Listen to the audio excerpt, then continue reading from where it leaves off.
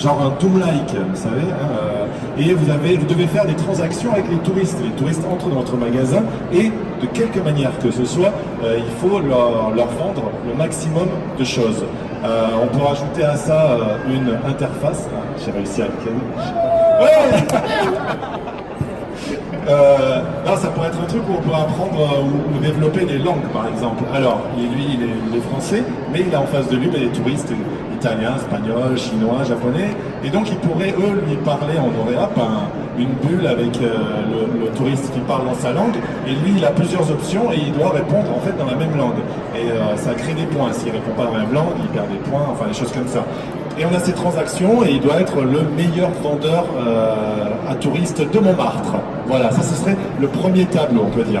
À un moment donné, il y a son patron qui vient pour fermer le magasin et donc là, eh ben, il doit avoir les points qu'il a accumulés pendant ce métier-là. Ensuite, il s'en va, deuxième tableau.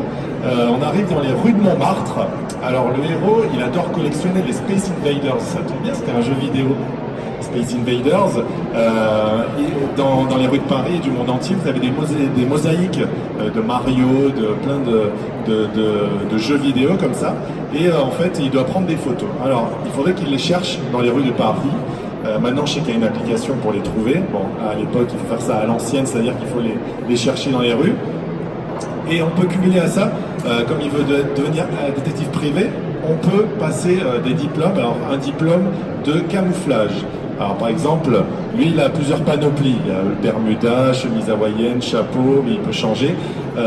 Et en fait, il serait confronté à des vitrines de magasins dans lesquelles on aurait des mannequins. Ce qu'il y a, c'est qu'il ne sait pas les mannequins qu'il y a.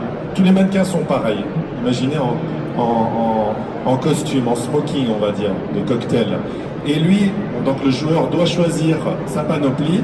Et là, d'un coup, il y a l'image qui apparaît avec lui et les vêtements qu'il a choisis, et il voit s'il est raccord avec la vitrine de mannequin ou pas. Je sais pas comment j'ai eu cette idée-là, c'est nul, mais j'en sais rien. Voilà.